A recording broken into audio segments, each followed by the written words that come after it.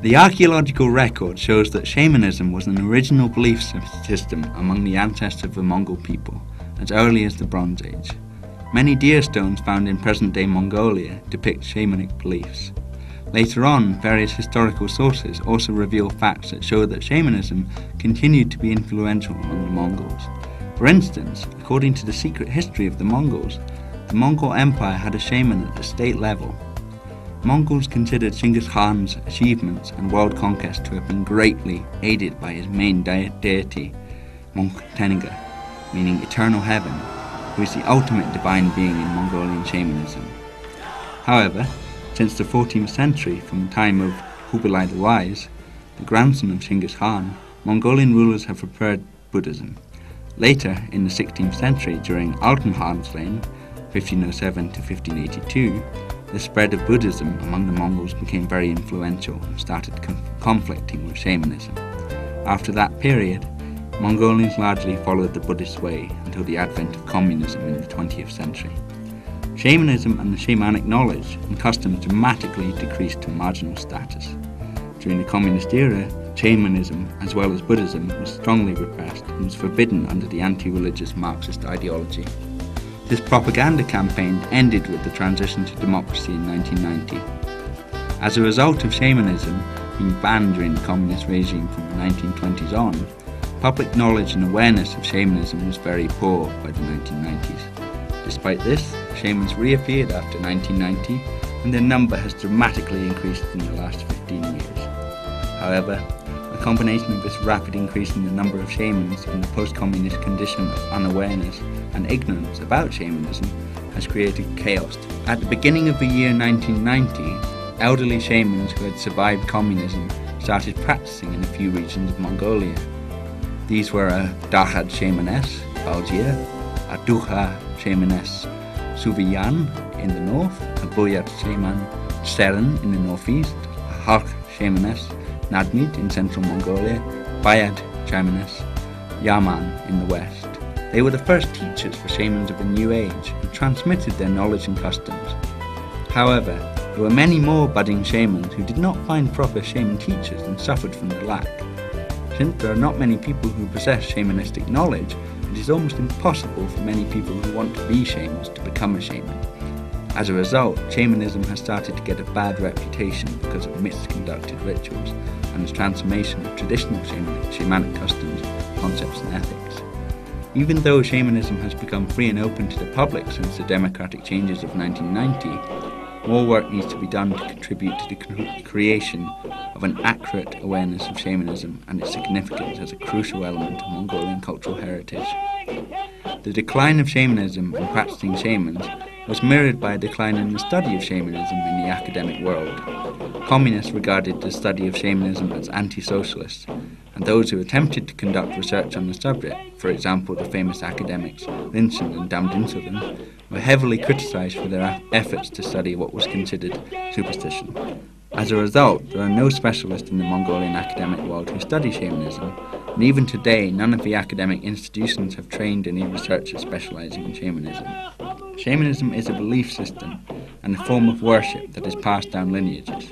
In brief, a shaman is a specialist who is able to receive ancestral spirits and tenga, heavenly deities, into his or her body and become possessed to enable transmission and communication between the visible and invisible worlds. According to shamanic concepts, someone who is born to be a shaman is called a person with a heavenly sign. It means that he or she was selected by the spirits and sent from heaven to fulfill shamanic duties. If suffering from symptoms such as having visions or trouble and misfortune in life, then a person seeks a shaman to identify the problem. And if it is a shamanic problem, then the person goes to a shaman teacher who can help them communicate with their ancestral spirits. Rituals for becoming a shaman involve preparing instruments and costumes and commence in spring when the grass turns green and the birds start to sing. In order to become a shaman, trainee shamans must swear that they will not cause harm with their powers and will perform their heavenly duty along a white path. According to shamanic beliefs, everything happens in the human world. According to shamanic beliefs, everything happening in the human world is directly dependent on the invisible spiritual world. A shaman's duty is to communicate with the invisible in order to find spiritual causes of worldly happenings. and to perform ritual healings and treatments once the cause has been identified.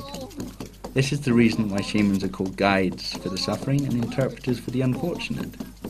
Besides being a religious phenomenon, shamanism is a complex of tangible and intangible Mongolian cultural heritage.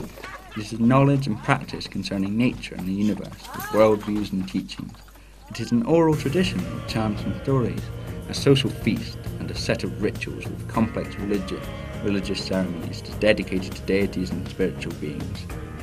Also, the ceremonies consist of music, dance, and chants, of instruments, costumes, and masks made by talented craftsmen, which belong in the domain of traditional handicrafts.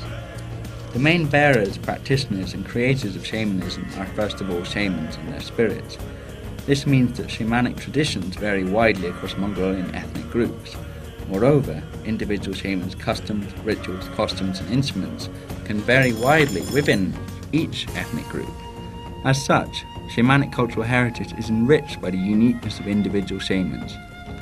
Even though there are no formal or informal statistics on shamanism, there is informal information that after 1990 many Mongol ethnic groups revived shamanism, namely the Halk, Darhad, Buryat, Hoshgoit, Old, Bayat, Dorvat, Borbud, Daraganga, Sartol, Urianhai, and Tuva, and others as well.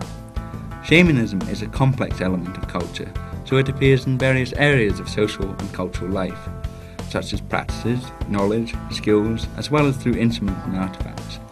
Therefore, descriptions of ancestral spirits and shamanic teachers do not do justice to what shamanism is. It penetrates deep into the Mongolian culture as a whole, and is practiced every day, intentionally and unintentionally. In that sense, shamanism is one of the important bearers of Mongolian culture. For example, everyday customs and taboos about dealing with nature and humans that are not necessarily linked to shamanism are all shamanic knowledge. Mongols consider that blocking an entrance is taboo, but not many people know why. According to shamanism, it's because traditionally Mongols considered that the entrance is not only for humans, but also for invisible beings. Mongols did not reject the existence of spirits with the justification that they are invisible. Instead, they recognized their existence and let them share entrances. In this sense, Mongolian shamanism is not only an animistic belief that everything in the world lives with a soul or a spirit master, it is folk knowledge and teaches how a human should interact with spiritual beings in a harmonious way.